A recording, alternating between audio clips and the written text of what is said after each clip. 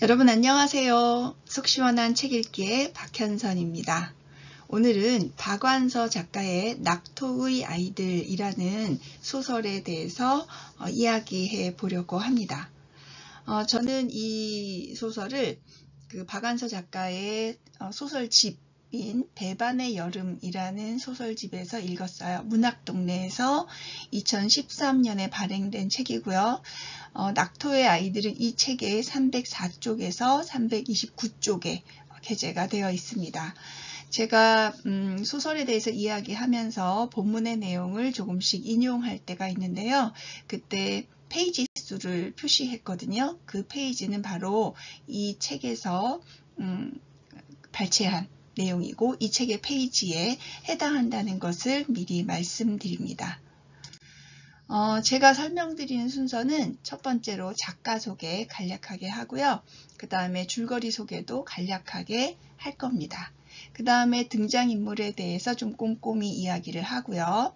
그 다음에 이 작품에서 우리가 눈여겨볼 만한 그런 부분들을 차근차근 분석해 보도록 하겠습니다.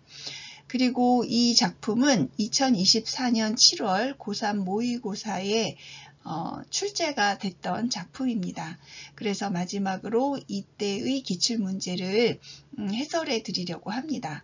앞부분에 제 작품 분석 내용을 잘 들어보시면 이 모의고사 문제가 그렇게 어렵지 않게 이해가 되실 거라고 믿습니다.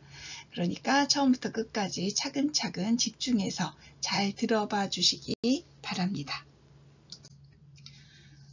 박완서 선생님은요, 1931년 경기도 개풍에서 태어나셨고요. 서울에 와서 많이 생활을 하셨는데 6.25 당시에 서울대 국문과에 재학 중이셨어요. 전쟁 때문에 이제 학교를 휴학하시고 그 이후에 이제 결혼도 하고 출산도 하시고 그러다가 40의 나이에 1970년 40 정도 되셨는데 이때 여성동화의 나목이라는 소설이 당선이 되어서 등단을 하셨습니다. 이 박완서 작가의 작품은 굉장히 많습니다. 이루 다 손으로 꼽아보기 어려울 정도로 작품이 많고 또 많은 사람들에게 읽히기도 했지요. 대표작으로 부끄러움을 가르칩니다. 배반의 여름, 엄마의 말뚝, 그의 겨울은 따뜻했네, 미망 등 아주 무수히 많은 작품들이 있습니다.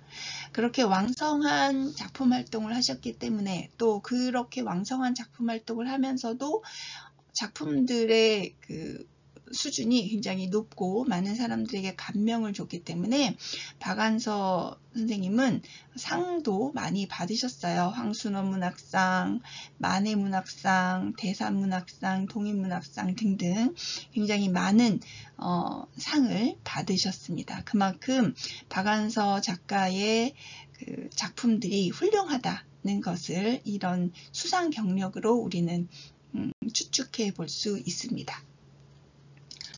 낙토의 아이들이라는 소설에 대해서 이제 이야기를 해볼 건데요. 이 작품은 단편소설이에요. 단편소설인데 이 작품의 줄거리를 먼저 간략히 말씀드리고 이야기를 전개해 나가도록 하겠습니다. 이 소설에는 나라는 인물이 나와서 자기 주변에서 벌어지고 있는 일들에 대해서 설명하고 또 그런 경험들 속에서 자신이 느끼는 부분들에 대해서 아주 세밀하게 표현하는 작품입니다. 나가 주인공인 거죠. 1인칭 주인공이에요. 나는 지질학을 가르치는 대학 강사인데요.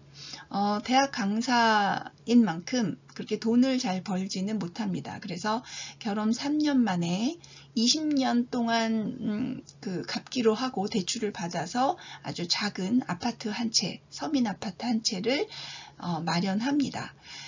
이 아파트를 마련해서 입주할 당시만 하더라도 이 동네는 굉장히 황량한 곳이었어요. 사람들에게 별로 인기 없는 동네, 그런 동네였죠. 그런데 그 동네로 이사 와서 아내가 부동산 업자인 탁사장을 만나게 되면서 상황이 좀 바뀌게 됩니다. 아내는 탁사장의 정보를 듣고 과감하게 부동산 투기에 나서고 결국 대학 강사인 나로서는 엄두도 내지 못할 만큼의 많은 돈을 법니다. 그런 아내 덕에 나와 가족은 무릉동에서 아주 안락한 삶을 누립니다. 50평 아파트로 옮겨가서 살게 되죠. 그리고 그 무릉국민학교에 아이들이 다니게 되는데 이 학교의 교장 선생님은 1등에 대한 집착이 대단히 강한 사람입니다.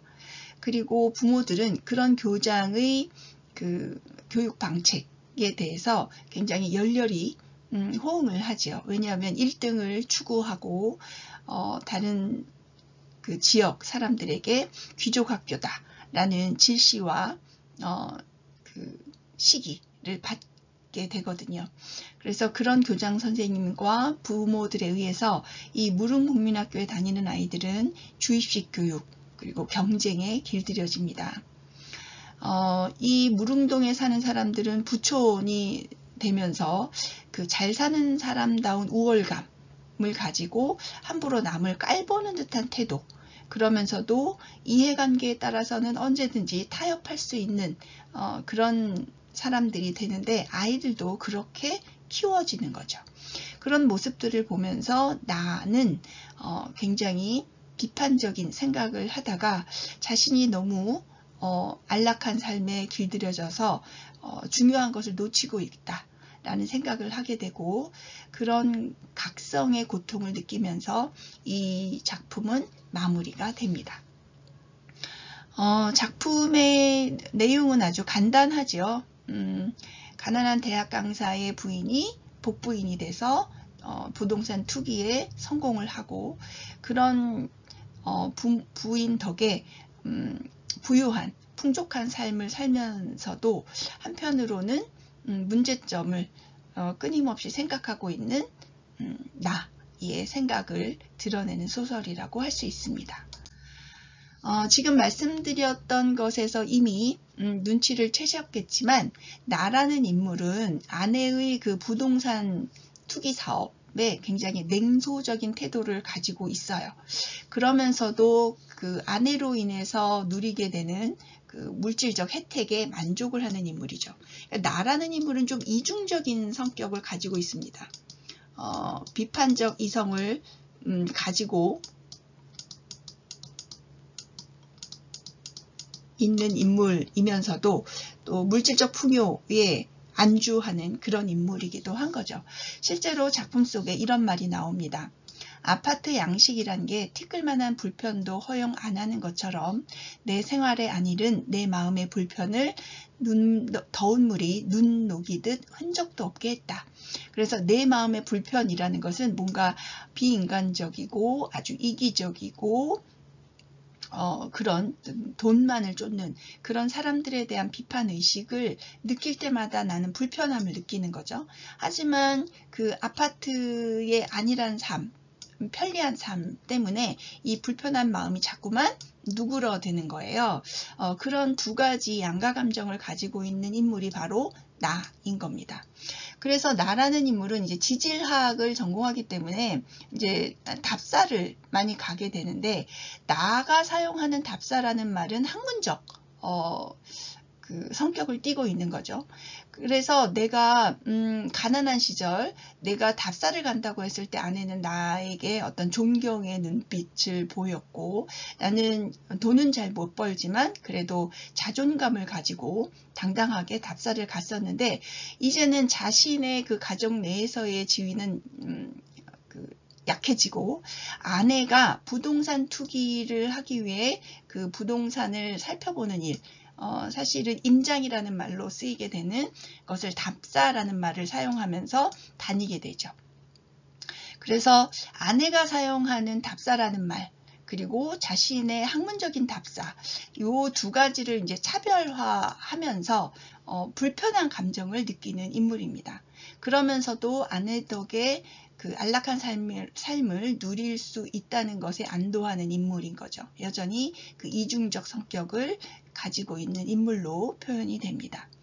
하지만 이런 그 불편한 마음을 확장해 가고 안락한 삶에서 벗어나려는 의지 의식 이런 것들을 확장해 가면서 나라는 인물은 수면의 세계, 잠들어 있는 세계, 안일한 세계에서 각성의 세계로 빠져나오려는 생각을 하게 됩니다. 그래서 나라는 인물은 지식인의 이중성을 드러내는 인물, 즉 비판적 의식도 갖고 있지만 현실적인 타협을 아주 잘 하는 인물, 속물적인 그 모습도 가지고 있는 인물로 이 소설에서 드러나고 있지요.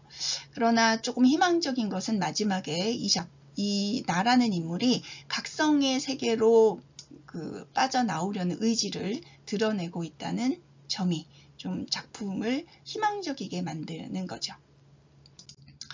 아내는 대범한 부동산 거래로 자산을 늘려나가는 복부인입니다.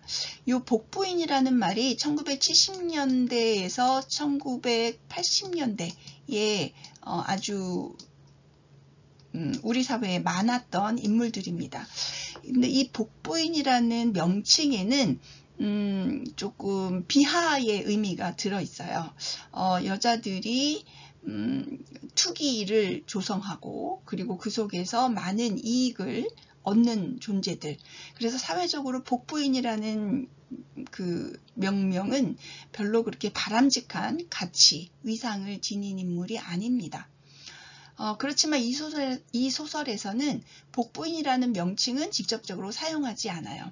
아내가 사업을 하고 있다라고 이야기를 하죠. 그러나 작품을 읽다 보면 1970년대, 80년대에 많았던 그 복부인의 이미지를 이 아내가 온전히 구현하고 있다는 것을 느낄 수 있습니다. 이 아내는 자기가 번 액수에 결코 도취하거나 만족하는 법이 없는 인물, 즉 끝없는 욕망을 가지고 있는 인물인 거죠. 또 처음엔 남편을 존경했지만 사업 성공 후에는 남편을 좀 무시하는 인물이기도 하고요. 또 그렇게 남편을 무시하면서도 교수 부인이라는 호칭에 애착을 갖고 있는 인물입니다. 그야말로 속물의 그 특성을 아주 온전히 가지고 있는 인물인 거죠. 그래서 이 아내는 1970년대 복부인의 전형이면서 속물적인 인물이라고 말할 수 있습니다. 다만 박완서는 이 작품에서 아내에게 복부인이라는 명명을 한 번도 하지 않습니다. 사실 이 복부인이라는 이름 속에는 여자가 부정한 방법으로 그 돈에 대한 욕망을 실현하는 수완 좋은 그런 이기적인 여자라는 의미가 부여되어 있거든요. 하지만 1970년대에서 80년대에 있었던 복부인들은 단지 여성의 욕망을 실현하는 존재가 아니라 그 사회에 살고 있는 모든 남녀의 욕망을 실현하는 존재였던 거죠.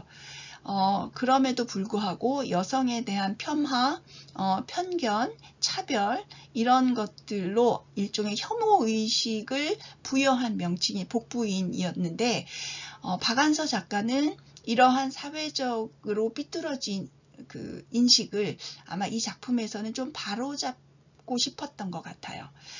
실제로 이 아내가 부동산 투기를 하는데 동업을 하고 있는 탁사장이라는 부동산 그 업자, 즉 아내 혼자 이 투기를 하는 것이 아니라 남성 그 부동산 업자와 공모 관계에 있는 것이고, 그리고 남편의 묵인 속에서 은근한 응원을 받고 있는 존재인 거죠.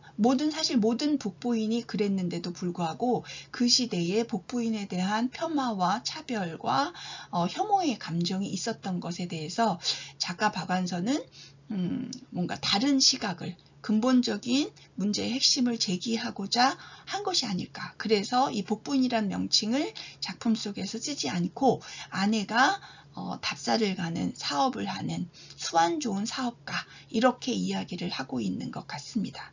하지만 이런 인물들이 굉장히 그 돈에 대한 욕망이 강하고, 그리고 속물적인 근성이 강한 것은 부정할 수 없는 거죠. 이 시대를 살았던 1970년대, 80년대를 살았던 사람들의 일반적인 특성을 가지고 있는 존재일 뿐이라는 의미를 아마 그런 용어 선정의 방식에서도 우리는 느껴볼 수 있을 것 같습니다. 이 작품에 이제 또 등장하는 젊은 부동산업자 탁사장이죠. 이 탁사장은 무릉부동산을 운영하고 있는 사람인데 극비 정보를 아내에게 제공하면서 부동산 투자를 권유하는 인물입니다. 이 극비 정보라는 것이 이제 개발 정보인 거죠. 정부에서 이 지역을 개발할 계획이 있다. 라는 그 정보를 미리 빼서 투자자들에게 알려주고 그래서 어떤 투자를 기획하고 권유하고 실행하도록 돕는 인물인 겁니다. 이 극비 정보가 이렇게 부동산업자에게 풀려나갈 수 있었던 것은 뭔가 정부의 부정한 행태가 여기에 결부되어 있다는 것을 또 눈치챌 수 있는 단서이기도 하죠. 결국 7, 80년대 뭐 지금도 부동산 투기가 사그라든 거는 아니지만 특히 1970년대, 80년대의 부동산 투기는 아주 어마어마했지요. 그러한 부동산 투기에 개인적인 욕망만 있었던 것이 아니라 또 여성의 욕망만 있었던 것이 아니라 남녀를 막론하고 그 시대를 살아가는 거의 모든 사람들의 욕망이 그 부동산 투기에 결부되어 있었을 뿐만 아니라 정부의 부조리한 행태도 여기에 관여가 되어 있었다라는 것을 암시한다고 할 수 있습니다. 그래서 탁사장은 1970년대, 80년대 부동산 개발 정보를 이용해서 투기를 유도하는 인물로 정리해 볼 수 있을 것 같아요. 이 작품에서 부동산 투기와 더불어서 또 하나의 큰 맥을 형성하고 있는 사건이 바로 교육 문제입니다. 그래서 그 삐뚤어진 교육 문제를 드러내는 인물이 바로 무릉초등학교 교장인데요. 이 사람은 일제강점기의 사범학교 출신이라는 것을 자랑스러워하는 인물입니다. 즉, 이 사람은 친일파인 거죠. 우리 사회의 어떤 부정적인 측면에는 그 친일 잔당의 그 행태가 깊숙이 결부되어 있는 것, 이런 것들과의 관련성을 또 생각해 볼 수 있는 부분입니다. 이 교장은 철저한 주입식 교수법을 강조하고 있고 이러한 주입식 교수법을 통해서 학교를 자칭 명문으로 소문내는 인물이기도 합니다. 이런 주입식 교수법을 가지고 완전한 학습, 완벽한 질서 이런 것들을 표방하고 그래서 자신이 일하고 있는 학교를 수제학교로 만들고자 애쓰는 인물입니다. 이런 수제학교를 만들기 위해서 1등에 대한 집착을 아주 강력하게 실행하고 그래서 모든 것에 경쟁을 하도록 학생들을 유도하지요. 경쟁으로 모든 것을 해결하고 주입으로 모든 것을 해결하려고 하는 아주 그 교육적인 차원에서 부정적인 측면을 한 몸에 가지고 있는 인물입니다. 그래서 이 무릉초등학교장은 경쟁과 능률을 중시하는 친일적 교육자라고 정리해 볼 수 있습니다. 그래서 이 소설은 나라는 인물이 부동산 투기와 그 부동산 투기로 인해서 형성된 부자촌의 교육 현장에 대한 비판적 의식을 드러내는 소설이라고 할 수 있지요. 자, 이제 이 작품의 여러 요소들을 좀 차근차근 살펴보려고 합니다. 먼저 서술 방식을 보면 이 소설은 1인칭, 나라는 1인칭 서술자, 이 사람이 곧 주인공인데요. 1인칭 서술자가 제일 잘 말할 수 있는 것이 자신의 내면이죠. 자신의 생각. 그래서 이 소설은 1인칭 서술자의 내면이 아주 디테일하게 세부적으로 드러나는 그런 서술 방식을 취하고 있다라고 말할 수 있습니다.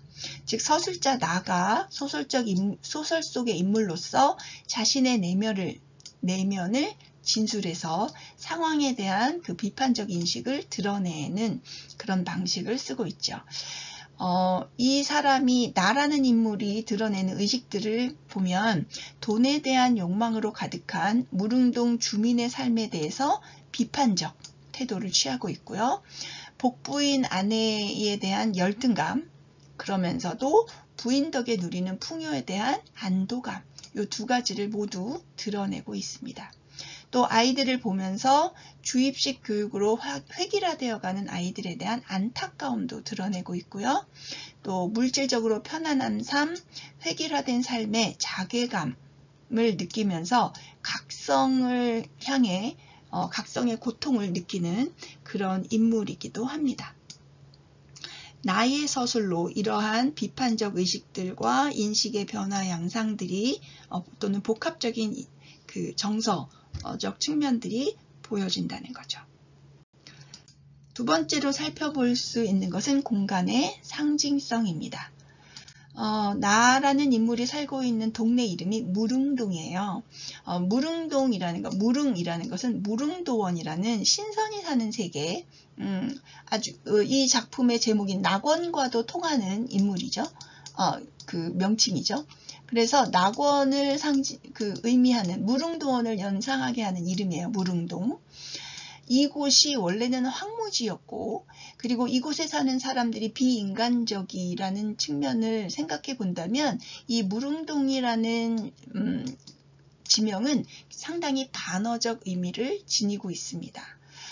조세희의 난장이가 쏘아올린 작은 공에는 낙원동이 나오거든요. 이 낙원동이나 무릉동이나 모두 비참한 현실, 황폐한 현실 이런 것들과는 정반대의 명칭을 지니고 있는 반어적 특성을 지니고 있고, 그런 반어적 특성을 지니고 있어서 어떤 문제를 더 부각하거나 비극적인 측면을 더 부각하는 그런 효과를 가지고 있다고 할 수 있습니다.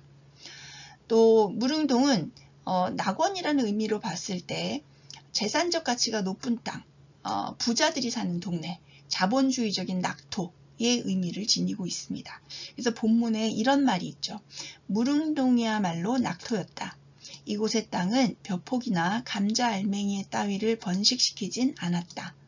직접 황금을 번식시켰다. 그 황금은 그 땅을 땀 흘려 파는 사람들이 아니라 파는 사람의 것이었다.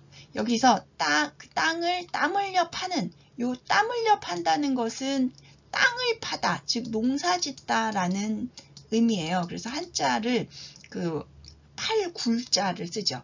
농사짓는다라는 의미의 그 파는이란 말을 썼고요.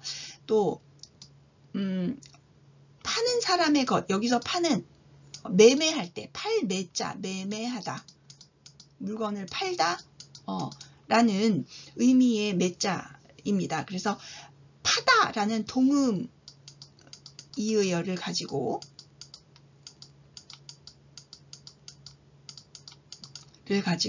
언어 유희적인 표현을 하고 있는 거죠.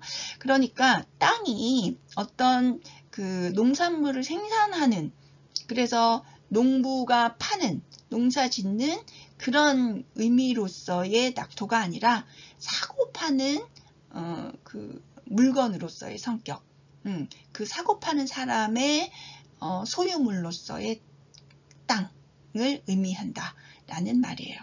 아주 이 문장은 아주 기가 막힌 문장이라는 생각이 듭니다. 그래서 무릉동이라는 곳은 백운주의적 세태 속에서 인간성이 상실되어가는 공간을 의미하는 거다라고 이야기할 수 있습니다. 이런 곳에 살기 때문에 무릉동 주민들은 그러한 부동산 투기와 또는 대금주의적인 성향에 걸맞는 그런 특징들을 지니죠. 먼저 본문에 나와 있는 내용을 읽고 설명을 드리도록 할게요. 나는 어느 누구와도 아는 척을 안 했지만 한 사람도 낯설진 않다.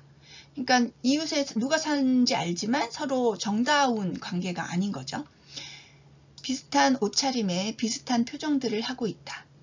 특히 타협적이면서도 깔보는 듯한 표정 때문에 이웃끼리라기보다는 한 핏줄끼리 같은 혐오감 한 핏줄끼리 같은 혐오감 섞인 친근감조차 그들에게 느끼게 된다. 잘 사는 사람다운 우월감으로 함부로 남을 깔보면서도 이해관계에 따라서는 얼마든지 타협할 수 있는 이중성이야말로 아내의 개성일 뿐 아니라 무릉동 주민 누구나의 특성이었던 것이다. 그렇기 때문에 내가 아내에게 친숙한 것처럼 이 동네 사람들에게 친숙한 거죠. 그러니까 이 동네 사람들은 가진 사람으로서의 그 우월감, 그리고 같이 살면서도 정을 나누지 않는, 식구끼리 대면대면하고 서로 싫어하고 하는 것처럼 그런 가족끼리 느낄 수 있을 만한 혐오감 섞인 친근감, 이런 것들을 지니고 있는 인물들이라는 거죠. 그래서 개성도 없어요. 비슷한 옷차림에 비슷한 표정을 짓고 있는 사람들. 그러면서도 나에게 이익이 되는 일이 있다면 얼마든지 타협을 할 수 있는, 상대를 깔보면서도 타협은 언제든지 할 수 있는, 내 이익을 위해서라면 그런 속성을 지닌 사람들인 거예요. 이런 사람들에 대해서 이야기하면서 나는 벼랑간 내 얼굴을 보고 싶다고 생각했다라고 말하죠. 내 얼굴을 왜 보고 싶을까요? 나도 그런 사람인가? 나도 이 사람들과 똑같은가를 확인해 보고 싶은 거죠. 바로 이런 지점에서부터 나는 자기 성찰을 하게 되는 겁니다. 그래서 이런 그 소설 속의 내용들을 봤을 때 무릉동 주민들은 획일적이고 기회주의적이고 비인간적인 성향을 지니고 있는 사람들이다. 그리고 나는 그런 사람들의 특성을 인식하고 자기 자신을 성찰하기 시작했다라는 것을 알 수 있습니다. 무릉동 주민이 이런 사람들이기 때문에 아이들도 그렇게 자라납니다. 본문의 내용을 또 읽어볼게요. 나는 능숙하고도 건토롭게 칼질을 하는 아이들을 물끄러미 바라보면서 내 아이나 남의 아이나 어딘지 좀 이상하다고 생각했다. 제가 여기 오타가 났네요. 남의 아이인데 아이들이 하나같이 어른을 그대로 축소해 놓은 것 같아 보여서였다. 엄마나 아버지를 닮았다는 것하고는 다른 의미로 아이들은 하나같이 작은 어른이었다. 마치 성장을 억제해서 키운 분재의 나무하고 묘목하고 다른 것처럼. 그러니까 아이들이 그대로 어른들처럼 이기적이고 권태롭고 뭔가 가진 자로서의 오만과 다른 사람에 대한 차별적 태도, 이런 것들을 보여주고 있다는 거죠.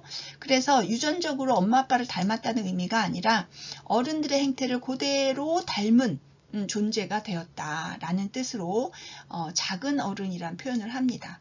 그러면서 조금 더 이해를 돕기 위해서 성장을 억제해서 키운 분재의 나무와 묘목을 비교하지요. 분재의 나무가 인위적으로 성장이 억제된 나무, 자연스럽지 못한 상태, 그래서 무릉동 아이들을 표현한 그런 표현이라면 묘목은 자연스럽게 크는 나무입니다. 그러니까 아이들은 그냥 어린 나무, 자연스럽게 커나가야 할 어린 나무처럼 자연스럽게 성장해야 하는데 무릉동 아이들은 그렇지 못하다라는 거죠. 이런 표현들을 통해서 무릉동 아이들 역시 획일적이고 배금주의적 세태 속에서 자라나고 있다라는 것을 이 소설에서 언급하고 있는 겁니다. 아이들이 어른의 축소판이다, 이렇게 이야기하고 있는데 이런 말들 속에 이미 그런 현실에 대한 비판적인 태도가, 나의 비판적인 태도가 드러나고 있다라고 볼 수 있습니다. 이 소설에서 가장 눈에 띄는 사건이 바로 부동산 투기와 관련된 시대적 욕망이 반영되었다는 거죠. 앞에서도 말씀을 드렸지만 1970년대, 80년대 강남의 개발, 그리고 거기에서 아주 뜨겁게 일어났던 부동산 투기를 연상시키는 상황이 이 소설에 제시가 됩니다. 압구정동의 개발 상황을 떠올리게 하는 아주 현실적인, 사실적인 그런 상황이에요. 이런 부동산 개발의 결과 사회는 점점 배금주의를 표방하게 되고 그 속에서 사람들은 모두 획일적인 모습을 보여주게 되죠. 그리고 이런 부동산 투기가 여러 존재들의 공모에 의해서 일어나고 있다. 즉 투기 활동에 동조한 가장과 투기를 실행하는 아내의 공모, 또 남성 부동산 중개업자와 여성 투자자의 공모, 요런 여러 존재들의 공모로 인해서 이 부동산 투기가 일어났다라는 것이 이 작품 속에서 보여지고 있고요. 결국 이러한 인물 구도, 또 사건의 진행, 이런 것들을 통해서 이 작품은 부동산 투기에 대한 책임이 여성, 부동산 투기에 앞장선 복부인에게 있는 것이 아니라 사회 전체에 있다는 것을 암시하고 있습니다. 즉 물질적인 풍요에 대한 강렬한 유혹을 냉소적인 시선으로 이 작품은 제시하고 있어요. 그것이 바로 나의 역할입니다. 또 앞에서도 말씀드렸지만 주입식 교육, 또 경쟁 과열에 대한 비판의식도 이 소설에서는 드러내고 있죠. 작품 속 내용을 읽고 또 구체적으로 설명을 드리도록 하겠습니다. 제가 먼저 읽어볼게요. 1등에 대한 집착이 대단한 교장선생님은 무릉국민학교가 1등가는 모금 실적을 올리기 위한 방법으로 교내에서 반끼리 경쟁을 붙이는 묘안을 강구해냈다. 교장선생님은 청소도, 환경미화도, 실력고사도, 고운말 쓰기도, 착한 일 하기도 이런 식으로 경쟁을 붙이기를 좋아했다.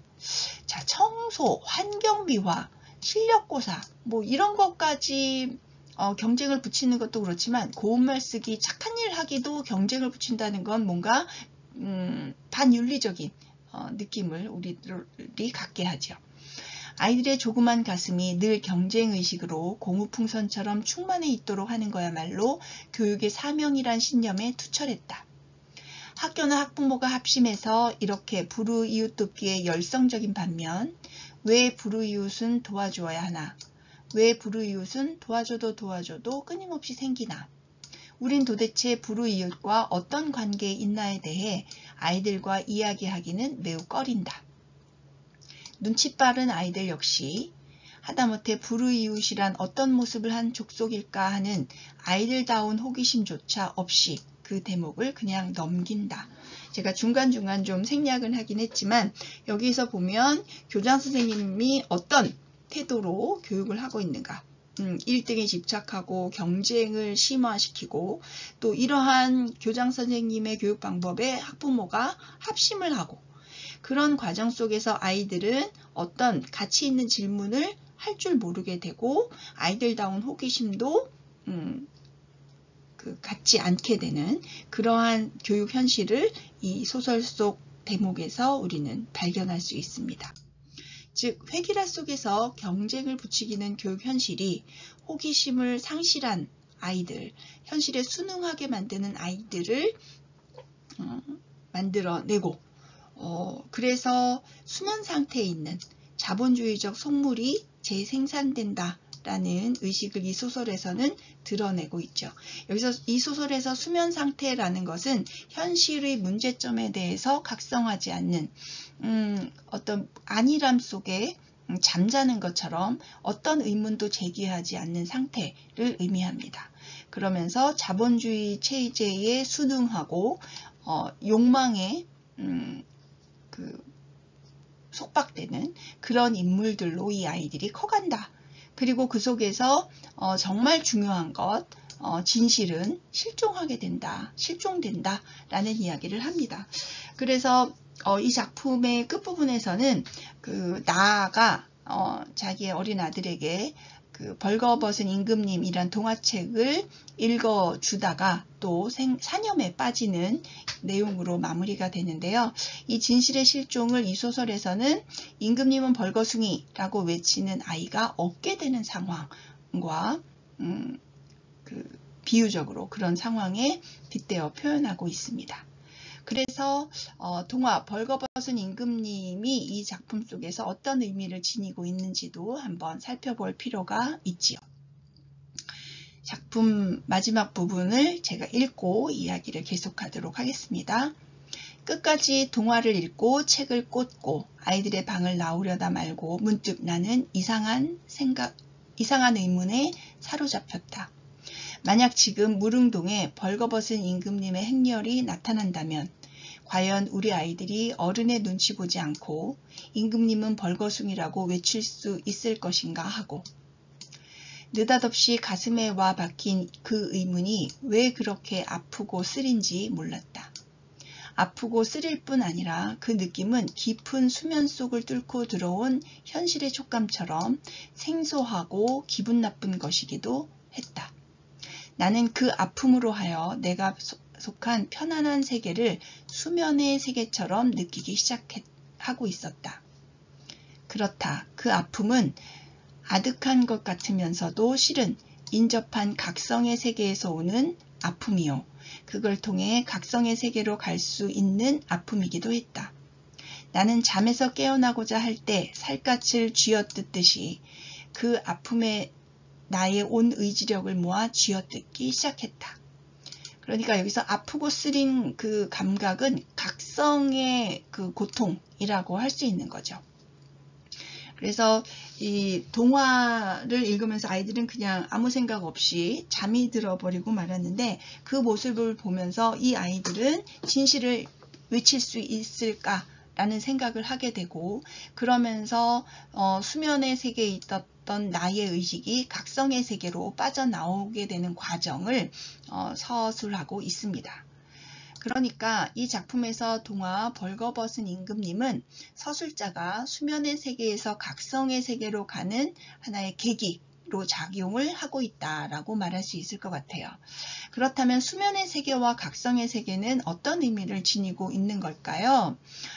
작품의 내용과 연관지어서 정리를 해본다면 수면의 세계는 물질적 편안함에 안주하면서 본연의 자신을 잃는 상황 이라고 할 수 있고요. 각성의 세계는 물질적 편안함에 안주하는 자신을 발견하는 상황이라고 할 수가 있습니다. 또 수면의 세계가 왜라는 질문이 허용되지 않는 세계라면 각성의 세계는 왜라는 질문을 하도록 만드는 세계라고 할 수 있고요. 수면의 세계가 획일화에 적응한 세계라면 각성의 세계는 주체성을 회복하는 세계다 라고 말할 수 있을 것 같아요. 또 수면의 세계는 몰각과 안락의 상태에 있는 세계이고 각성의 세계는 성찰의 고통이 수반되는 상태를 의미하는 거다라고 얘기해 볼 수 있습니다. 그래서 이 작품은 1인칭 주인공 시점을 가지고 이야기 내부 인물이 자신의 내면을 진술해서 상황에 대한 비판적 인식을 드러내는 작품이라고 할 수 있습니다. 그리고 이 소설의 배경은 공간적으로 무릉 신시가지, 시기적으로 1970, 80년대 인데 이런 무릉 신시가지라는 단어적 명명을 통해서 현실에 대한 비판 의식을 드러내고 있고 70, 80년대의 그 부동산 투기라는 현실을 작품에서 반영하면서 그런 부동산 개발과 투기에 대한 비판 의식을 드러내고 있다라고 말할 수 있습니다. 그래서 이 작품은 현대사회의 비인간적이고 물질적인 가치관에 대한 비판 의식을 드러내는 것이다 라고 정리해 볼 수 있을 것 같아요. 마지막으로 제목 낙원의 아이들이 무엇을 의미하는 것일까를 한 번 더 정리해 보려고 합니다. 낙원의 아이들은 물질적으로 풍요롭지만 인간성을 상실한 공간의 아이들이라는 의미라고 할 수 있고요. 자유로운 성장을 억제당한 채 경쟁에 길들여진 아이들이라고 정리해 볼 수 있을 것 같습니다. 즉 낙원의 아이들이라는 제목은 반어적 표현으로 비판적 의미를 강화하기 위한 기능을 하는 제목이다 라고 정리해 볼 수 있습니다. 박안서의 낙토의 아이들은 인간적 가치를 상실하고 물질적 가치를 중시하며 살아가는 세태에 대한 각성을 드러내는 소설이라고 저는 정리해 봤어요. 소설에 대한 이해가 잘 되셨는지요? 저의 설명이 여러분에게 많은 도움이 되었으면 좋겠지만 이런 저의 설명을 계기로 해서 여러분들이 또 소설을 읽어보는 계기가 되었으면 좋겠습니다. 이제 모의고사에 출제됐던 이 소설과 관련된 문제를 풀어보도록 하겠습니다.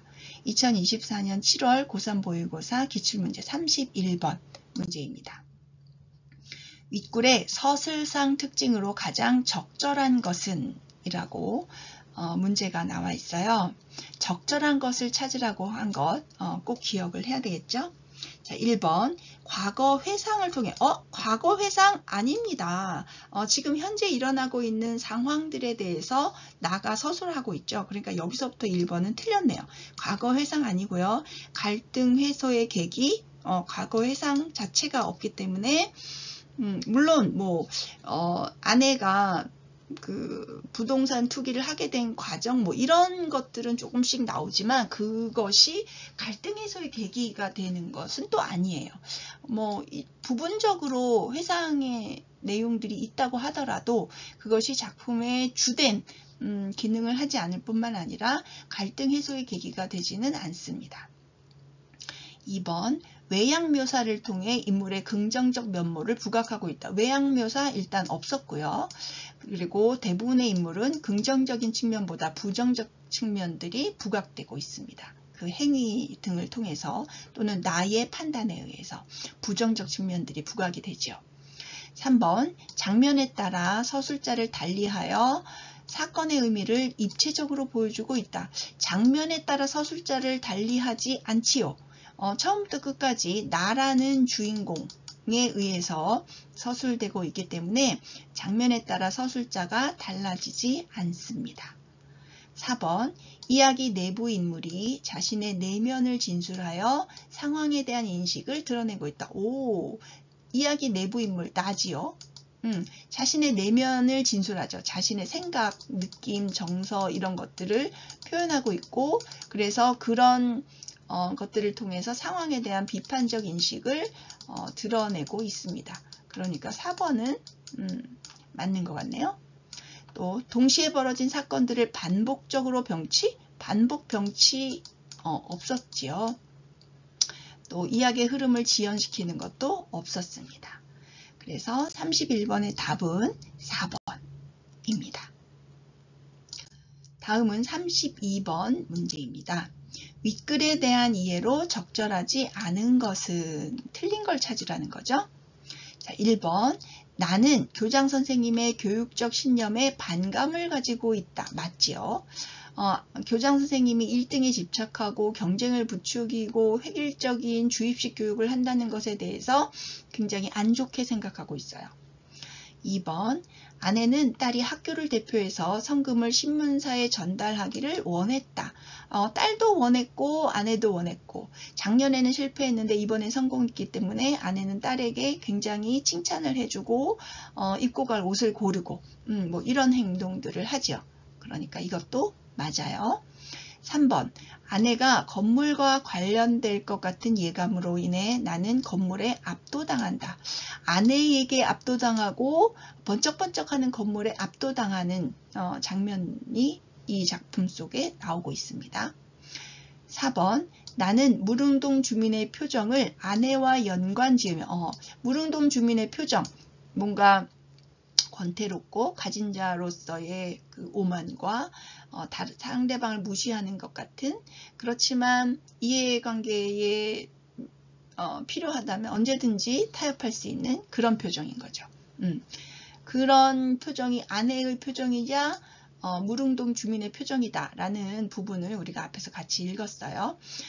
무릉동 주민의 모습을 낯설지 않게 느낀다. 맞죠?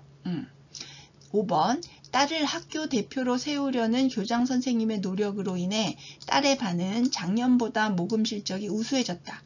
딸의 반의 모금 실적이 우수해진 것은 맞지만 딸을 학교 대표로 세우려는 교장 선생님의 노력은 없었습니다. 그쵸? 그래서 답은 5번이라고 해야 합니다. 다음은 33번 문제입니다.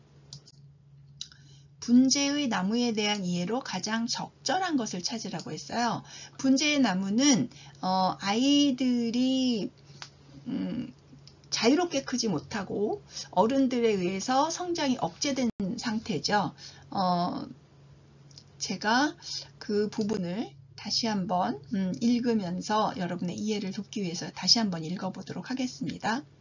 나는 능숙하고도 권태롭게 칼질을 하는 아이들. 이거는 이제 레스토랑에서 칼질하는 거예요. 스테이크를 먹고 있는 거죠.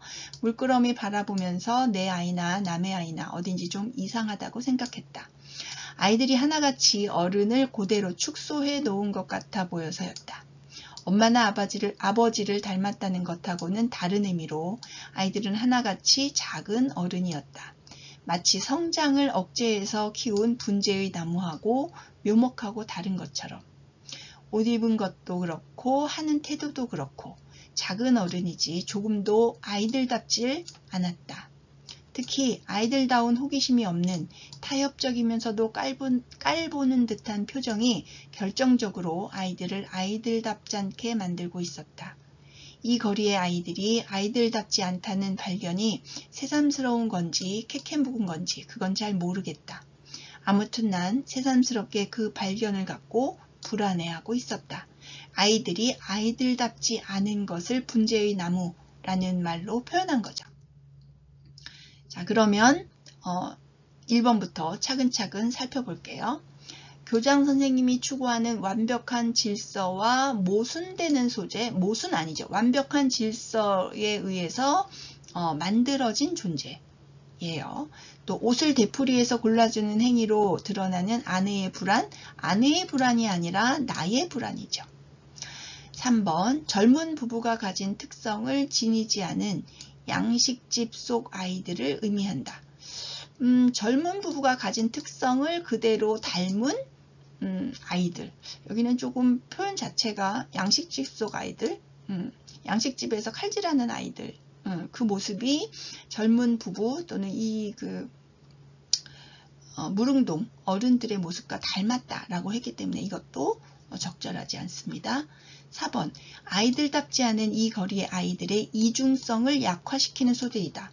이 아이들은 이중성 갖고 있지 않고요. 그 이중성이 약화된다는 표현도 이상합니다.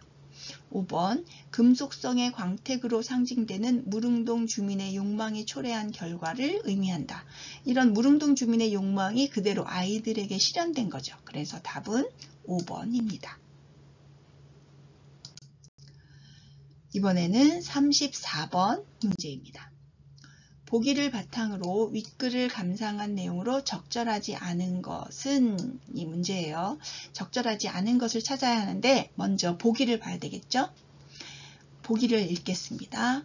낙토의 아이들은 인간적 가치를 상실하고 물질적 가치를 중시하는 무릉동에서 살아가는 인물들의 삶을 다룬다. 타인의 불행을 이용하려는 비인간적인 가치관과 과도한 경쟁심을 가지고 부자연스럽고 획일적인 모습으로 살아가는 세태를 보여준다.